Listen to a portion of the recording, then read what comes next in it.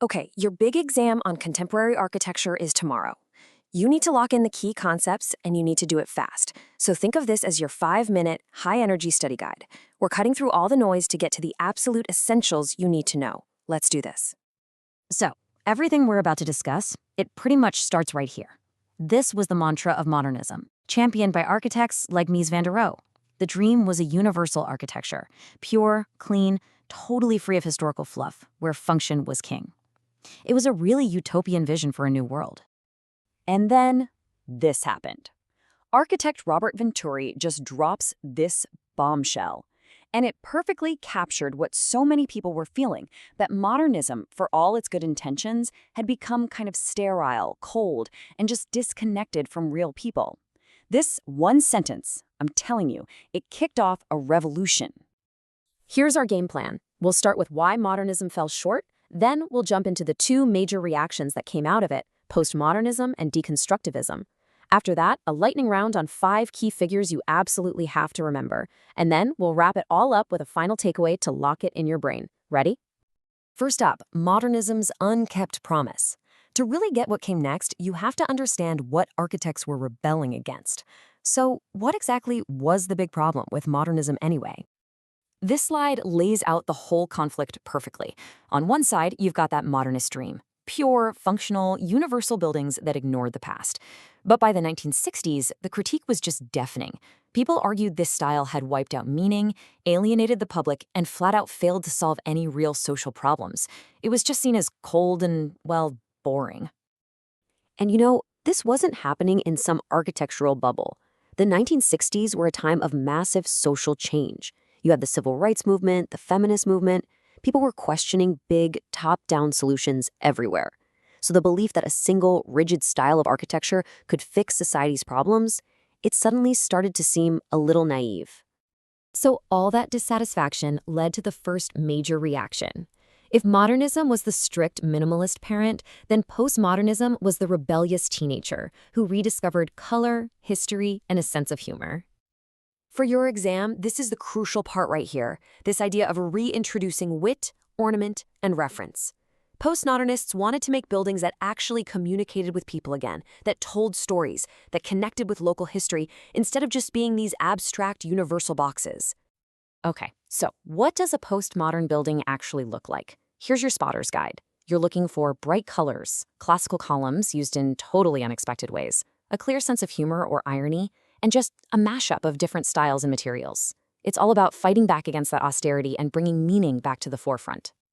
The intellectual firepower behind this whole movement was Robert Venturi. In his super influential book, Complexity and Contradiction in Architecture, he argued against modernism's rigid either-or rules. He wanted an architecture that embraced the messy vitality of real life.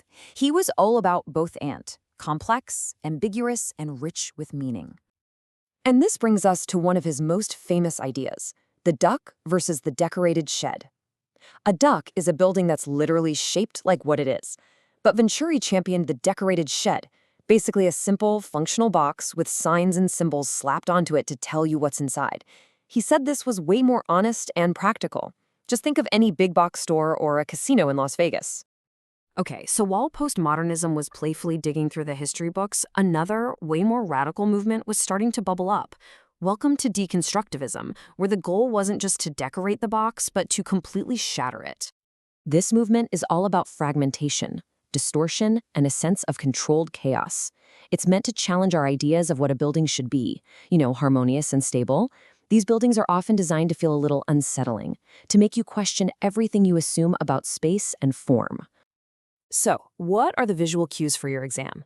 You're looking for fragmented shapes, almost no right angles, surfaces that look like they're peeling away, and just a general feeling of imbalance.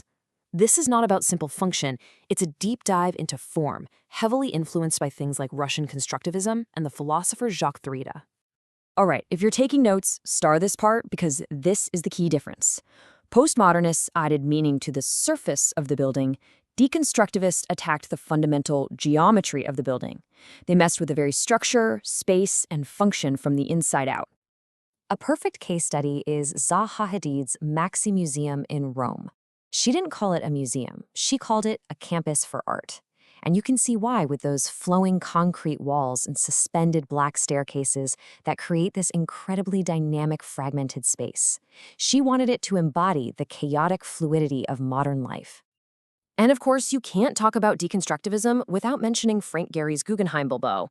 This thing is architecture as a massive sculpture. Those twisting curves of titanium were designed to catch the light in all these different ways, completely breaking the mold of a typical museum. And a design this complex was only even possible because of advanced 3D computer software. All right, last section before the big wrap-up. This is your rapid-fire review. Think of this as your exam cheat sheet, the 5 essential people you need to be able to name and explain.